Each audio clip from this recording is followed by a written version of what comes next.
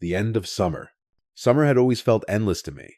Long days, warm nights, laughter echoing over music, the faint sting of chlorine hanging in the air. But everything good comes to an end, and that night marked the symbolic close of our freedom before heading back to college. My friend Javier had offered his house for one last pool party. His family's place sat on the edge of town, tucked behind tall hedges, with a rectangular pool at the center of the backyard. For most of the evening, it was pure joy. Colored lights reflecting on the water, plastic cups stacked along the barbecue, cheap beer flowing, and speakers blasting until the neighbors must have hated us. One by one, people left. Some had long drives back to the city, others were simply exhausted. By around 1 in the morning, only 3 of us remained. Javier, his girlfriend Clara, and me. We sat on the terrace for a while, sipping the last beers, until they decided to call it a night. I volunteered to stay outside and clean up the mess. They gladly agreed, heading upstairs to sleep while I stayed in the garden, surrounded by paper plates, empty bottles, and cigarette butts. The silence began to settle like a heavy blanket. Only the hum of insects and the occasional gurgle of the pool filter kept me company. The first signs. I started by fishing cups out of the water with a net. The moon's reflection glittered silver across the surface, and the air carried that cool, damp smell of grass after midnight. That was when I heard the first crunch of gravel near the back gate.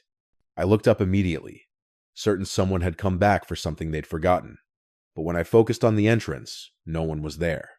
The gate was slightly ajar, swaying gently with the breeze. I told myself an earlier guest must have left it that way. But less than a minute later, the sound came again.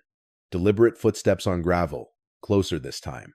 My skin prickled. I put down the net and switched on my phone's flashlight, sweeping it across the path. Nothing, just dark shrubs and the silhouette of a tree. I muttered. Probably just a cat, though the unease had already rooted in my chest. The man in the hat. While crouched near the barbecue picking up bottles, my light briefly flashed across the far fence. For a split second, I saw what could only have been a human figure standing perfectly still beside the wooden slats. A tall man, wearing what looked like a cap or hat that cast a shadow over his face. He didn't move, not a shift, not a breath. My heart slammed so hard I could hear it in my ears. I blinked, swung the light back, but he was gone. I forced myself to breathe. I'm overtired. I'm seeing shapes in the dark. That's what I told myself, though deep down I knew I had seen someone. I hurried to finish up, stuffing trash bags full. Carrying them toward the kitchen, I slid the glass door shut behind me. Something made me glance back through the pane one last time. And there he was again. The same man. Closer now. Standing by the pool. Watching. My phone nearly slipped from my hand. I locked the door, yanked the blinds down, and killed the light inside the room. I crouched by the couch, holding my breath, every muscle shaking. The knock. 10 minutes crawled by. I thought maybe I had imagined it again. Maybe the exhaustion was twisting shadows into monsters. Then it came. 3 faint knocks against the back glass, soft, deliberate, evenly spaced. I froze. My skin went ice cold. I didn't move, didn't breathe, just sat there in the dark as silence swallowed the room again. The knocks never repeated. No footsteps retreating, no gate opening. Just silence. When morning came and Javier's parents returned, we found wet footprints pressed clearly into the stone path by the pool. None of them matched my shoes, or Javier's, or Clara's. To this day, I can't step near a backyard pool at night without replaying the sound of gravel crunching and those 3 quiet knocks. Introduction.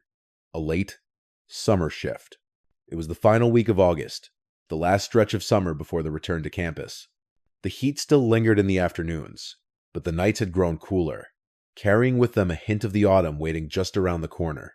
I had taken a summer job at a family-owned diner off the highway, saving whatever money I could before classes started again. That night, my shift had run late. A couple of truckers had wandered in just before closing, and my manager asked me to help clean up after they left. By the time I finally clocked out, it was close to 11 p.m. I tossed my apron in the back seat of my car and slid behind the wheel, already exhausted but relieved to be heading home. My dorm was about a 30-minute drive away, down a long empty stretch of rural road. No streetlights, no billboards, just fields of corn and soybeans stretching endlessly into the dark. I actually liked that drive most nights. With the windows down and music low, it felt like I had the world to myself. But that night, the road didn't feel peaceful.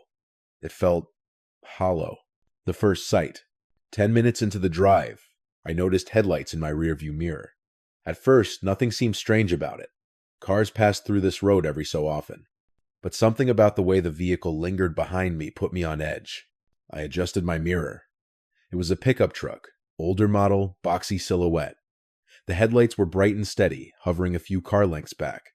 I tried to ignore it, focusing on the broken white lines rushing beneath my tires. Then, without warning, the headlights switched off. My heart skipped a beat. Suddenly, my rear view showed nothing but darkness. I could still make out the faint outline of the truck, a darker shadow against the fields, but its lights were gone. I muttered, "What the hell?" under my breath. Maybe the driver was drunk. Maybe the wiring was bad. Still, the sight of a moving vehicle with no lights on a pitch-black road felt wrong. Dangerously wrong. I tapped my brakes lightly, hoping the glow of my red tail lights might wake the driver up, remind them to flip their beams back on. Nothing. The truck coasted silently behind me. The stalking begins. I decided to test him. I slowed from 55 to 40. The truck slowed too, perfectly matching my speed. A nervous laugh escaped me. Okay, weirdo. I pressed the gas, accelerating up to 65. Within seconds, I saw the dark outline of the truck surge forward, closing the distance to stay just a few car lengths behind me, still with its headlights off. Adrenaline prickled my skin. This wasn't mechanical failure. This was intentional. I reached for my phone on the passenger seat. No signal bars. That stretch of highway was notorious for dead zones.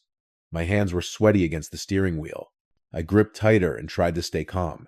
The road stretched straight and endless, cornfields pressing in on both sides. No houses, no turnoffs, not even a shoulder wide enough to pull over safely. Just me, the asphalt, and whoever was behind that wheel. Escalation. 5 minutes dragged like an eternity. The truck trailed me relentlessly, lights still off, its dark grille barely visible in the pale wash of my taillights. Every so often, the driver swerved slightly, like he was testing how close he could get. At one point, he pulled so near that I could hear the faint rumble of his engine. My rear-view mirror filled with nothing but his shadow. I braced, convinced he was about to ram me, but he didn't. Instead, he dropped back again, keeping the same haunting rhythm. Near, then far, near, then far, like a predator toying with prey. I kept glancing at my odometer, at the clock, at the mirror. My chest felt tight, and my stomach churned with every passing second. I tried to think of options. There was a gas station about 10 miles ahead. I had stopped there a few times on late-night drives. If I could make it that far, maybe I'd be safe. So I fixed my eyes on the dark road ahead and prayed the distance would shrink faster than it felt. The gas station. After what felt like hours, the faint glow of neon appeared on the horizon. Relief nearly made me cry. The truck was still there, following me silently, but the sight of civilization gave me courage. I pulled into the station fast, my tires crunching over gravel, headlights sweeping across the empty lot. Only one attendant was inside, leaning over the counter with a magazine. I parked directly in front of the glass doors and jumped out, slamming my car door harder than I meant to. The attendant looked up, startled as I hurried inside. "Everything okay?" he asked. I turned, pointing at the road. But the words caught in my throat. The truck was gone. I scanned the road, the fields, the far edge of the lot. Empty. No engine rumble, no shadow rolling by. It was as if the vehicle had melted into the dark the second I pulled off. The attendant frowned. "What did you see?" I swallowed hard. "Nothing. I just thought someone was following me." He gave a slow nod, clearly humoring me, then went back to his magazine. I stood frozen, staring through the glass for several minutes, waiting for the truck to reappear. It never did. The aftermath. Eventually, I forced myself to get back in my car. My hands trembled as I started the engine. The drive back to campus was mercifully uneventful, but my eyes never stopped scanning the mirrors, the fields, the shadows. When I told a local friend about it the next day, his face went pale. "That road?" he said. "You mean County Route 17? People talk about that stretch. Couple of fatal accidents out there. They say sometimes a truck follows you, one that crashed years ago. Headlights off, like the driver doesn't want to be seen." I wanted to laugh it off. Ghost stories, small-town folklore. But the thing was, I knew what I saw. That truck wasn't some rumor. It was real. And to this day, when I drive at night and see headlights appear in my mirror, I can't help but tense up waiting for them to vanish, leaving me alone with the shadow of a truck that shouldn't exist. Room 213. Introduction. The job. It was the end of August, the last quiet stretch before the tourist season wound down. I had been working the night shift at a small roadside motel just outside town. The pay wasn't great, but the job was simple. Sit at the front desk, check in the occasional late traveler, and keep an eye on the security monitors. Most nights dragged by slowly, and I'd pass the hours with a book or scrolling through my phone. The motel wasn't much to look at. 2 floors, 20 rooms, a faded neon sign buzzing with the word vacancy. On summer weekends, the place filled with families heading to the lake. But that night, only a handful of rooms were occupied. The silence of the empty halls pressed heavy against the walls, broken only by the hum of the soda machine in the lobby. I remember thinking, as I settled into my chair with a cup of stale coffee, that it was going to be an easy shift. I couldn't have been more wrong. The first noise. Sometime after 2 in the morning, while I was flipping through the logbook, I heard the faint sound of a television. At first, I thought it was coming from one of the occupied rooms. Guests often forgot to turn down the volume, and it wasn't unusual for me to hear muffled noise drifting through the walls. But the sound was coming from upstairs, specifically from room 213. My stomach tightened. Room 213 was supposed to be empty. The guests had checked out that afternoon, and housekeeping had already marked it clean. I stared up at the ceiling as the noise grew clearer. It wasn't just static. I could make out fragments of dialogue, a man's voice low and steady, like someone watching a late-night talk show. I checked the reservation system. The line for 213 was blank. Nobody should have been there. The first check. Grabbing the master key, I made my way upstairs. The carpeted hallway smelled faintly of bleach, and every step seemed to echo louder than it should have.